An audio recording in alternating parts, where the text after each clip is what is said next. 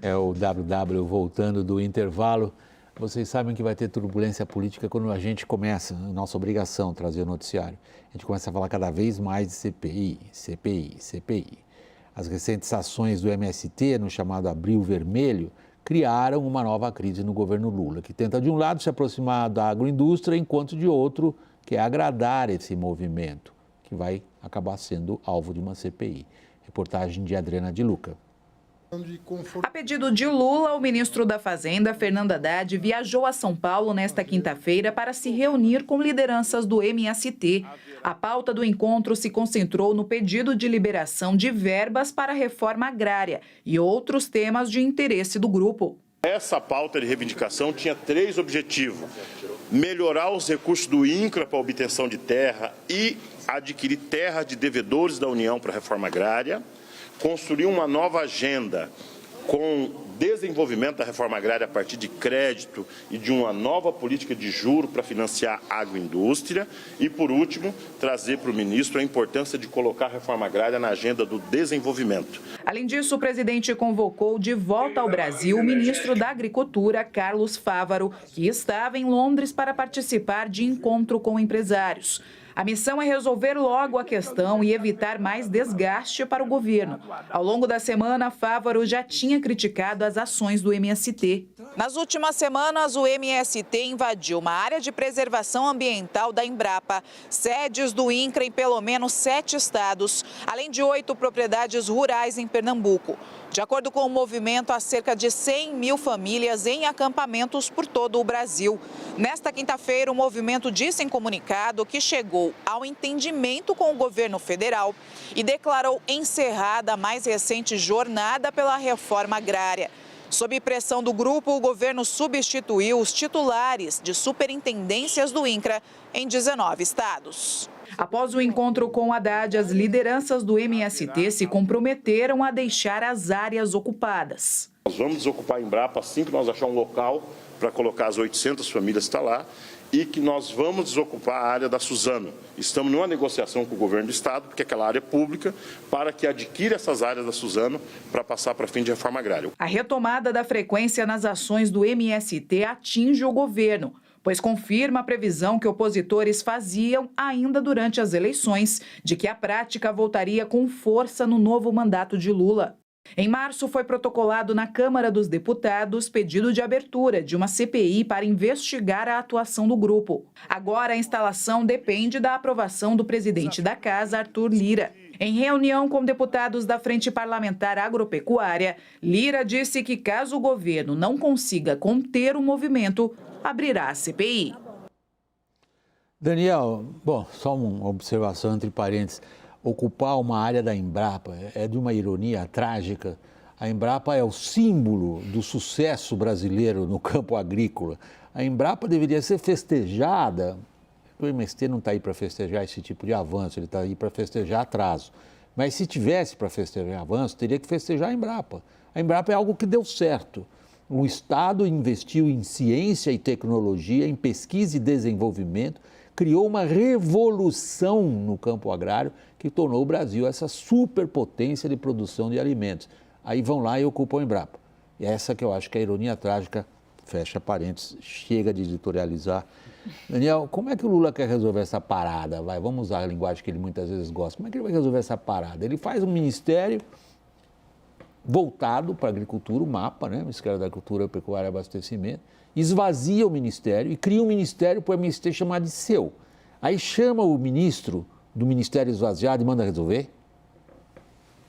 William, havia uma avaliação no Movimento dos Trabalhadores Rurais Sem Terra de que essa agenda não estava avançando. E isso, obviamente, alimentou essa última jornada de abril, que resultou em ocupações muito simbólicas, resultou em invasões do INCRA também, de sedes do INCRA. Então, assim, do que reclama o MST? Que você tem 7 estados, por exemplo, em que as superintendências regionais do INCRA ainda estariam nas mãos de indicados do governo anterior, ligados ao bolsonarismo. você tem um orçamento de menos de 3 milhões de reais, ou seja, nada para desapropriação de terras. Você não tem um cadastro de acampados e para novos assentamentos. E aí tem um cavalo de batalha, porque o MST quer que esse cadastro tenha também invasores de terras. Alguém invadiu uma propriedade rural, poderia entrar num cadastro. E aí, ora, a classe política mais ligada aos produtores rurais diz que seria um absurdo, porque você legitima esse tipo de invasão como instrumento de pressão de barganha. Agora, realmente piorou o clima, né, nesses meses, e na quarta-feira houve uma reunião de 20 dirigentes do MST aqui em Brasília com os ministros Paulo Teixeira e Márcio Macedo. Márcio Macedo é um ministro muito discreto da Secretaria-Geral da Presidência, mas que tem sido incumbido de facilitar o diálogo com os movimentos sociais. E Lula prometeu, via ministros, que será lançado na primeira quinzena de maio um Plano Nacional de Reforma Agrária. Ainda não sabemos o que isso significa. A promessa é de que haveria ações, cronogramas e metas. O que não se fez um monte de tempo, agora tem um plano que vai sair do bolso. Coelho da cartola, Raquel. William, o que eu acompanhei hoje muito foi a movimentação no Congresso Nacional. Diante já estava muito forte, né, a movimentação pela CPI do MST. Já tinham 3 requerimentos que foram juntados em um, já tinha as assinaturas necessárias, mas o presidente Arthur Lira estava protelando isso um pouco, porque tem arcabouço fiscal para votar, reforma tributária, não estava querendo se indispor com o governo, mas eu acho que chegou num limite.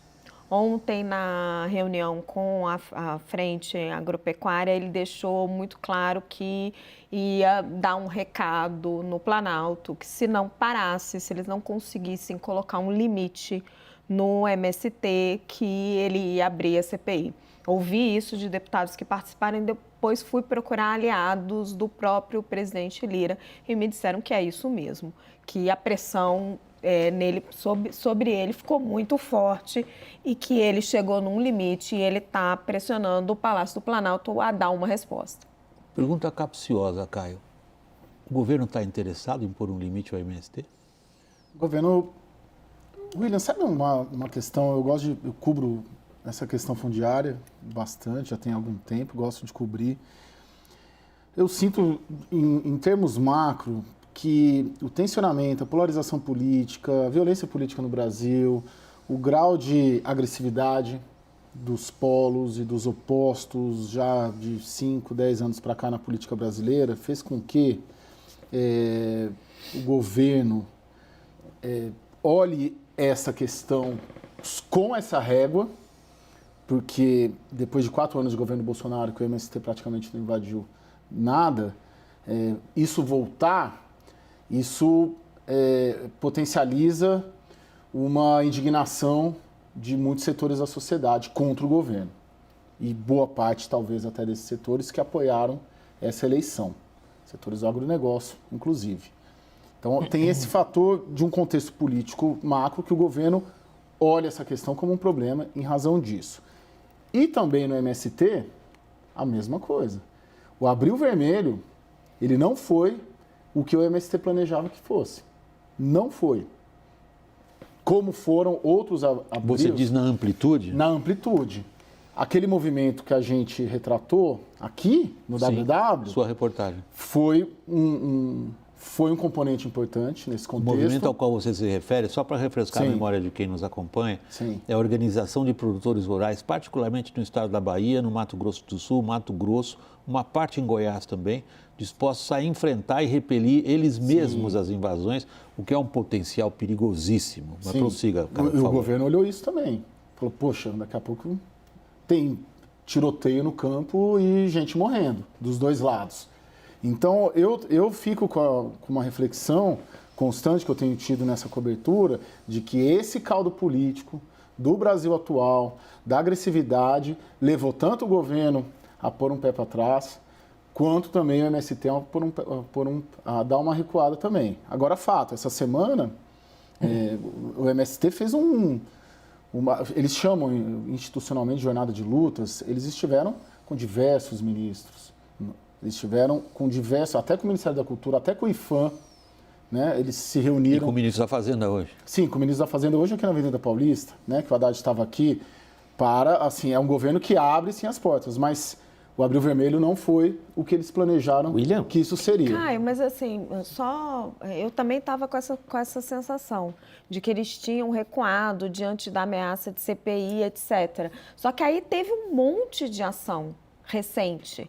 Né? Você teve as sedes do INCRA, você teve de novo uma propriedade produtiva da Suzano em Aracruz. Eu fiquei com a sensação de que é meio que um jogo de testar limites. Por exemplo, Suzano em Aracruz, já começaram a desocupar voluntariamente, mas existe um modus operandi aí, né? Você vai, invade e aí consegue algo em troca. Daniel, por favor. Só para citar um número, antes do dia 17 de abril, e eu estou fazendo esse recorte porque 17 de abril começou o que o Caio lembrou, a jornada de lutas do MST, como o movimento intitula essa mobilização. Antes de 17 de abril, nos cálculos da CNA, que é a Confederação de Agricultura e Pecuária do Brasil, houve 41 invasões pelo país.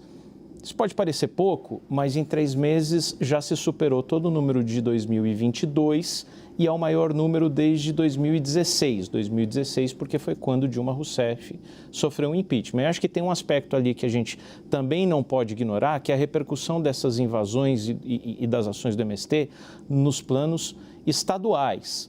Bahia, por exemplo, a Bahia é um estado governado pelo PT há 16 anos, vai para 20 neste mandato. Primeira CPI que está sendo criada pela oposição ao governador Jerônimo Rodrigues é a CPI do MST. Qual é, vocês conseguem identificar, começando por você, Raquel, o que afinal o Lula quer com o MST? O que ele quer, Sim, William? Porque é dúbio. O que vocês descreveram é uma postura dúbia. Por um lado, abrem as portas dos ministérios, criam um ministério para o MST, faz o ministro da Fazenda prometer verbas, diz que vai lançar um programa de reforma, um plano, né, de reforma agrária. Por outro, trata de moderar porque sabe que as consequências políticas não lhe serão favoráveis, sobretudo do ponto de vista da sacrossanta popularidade. Você consegue identificar o que o Lula quer? Então, mas eu não vejo ele querendo, eu vejo ele a reboque do movimento. Do que, no caso? Do movimento. Do MST. Do MST. Eu não vejo o governo dono dessa estratégia ou talvez agora com esse plano, não sei, mas por enquanto o que eu sinto é um governo a reboque. Como eles têm um laço histórico com o MST, uma ligação muito forte em que eles não conseguem, eu ia usar a palavra reprimir, mas não é isso, se posicionar em relação ao movimento, porque senão eles perdem apoio da base, eles ficam muito suscetíveis. Então, o que a gente assistiu até agora, na verdade, é o contrário. É o MST pressionando e ganhando alguma coisa em troca, pressionando Sempre e ganhando se acham alguma coisa. vitoriosos, no caso. Mas estão saindo vitoriosos, assim, em tudo. Porque eles invadem e conseguem alguma coisa em troca. Eles avançam sempre uma casinha na negociação. Caio. Não, eu tenho a percepção que, assim, primeiro que é inegável que há uma ligação histórica, né? Não só com o MST, mas com movimentos sociais em geral. Importante frisar que na quarta-feira foi assinada uma portaria, criação do Conselho de Participação Social, com 67 integrantes, lá dentro do Palácio do Planalto. Márcio Macedo, que é o ministro que faz a interface com esses movimentos, que assina e que vai comandar esse grupo. E ali tem movimento social, um integrante de cada movimento, tem um integrante do MST também. E aí tem de tudo, de movimentos sociais em geral. Então isso é uma questão. A gente tem que entender que, ao contrário, por exemplo, do governo passado, é um governo que dialoga com movimentos sociais, que é próximo e caminhou desde a sua formação lado a lado. Isso é dado.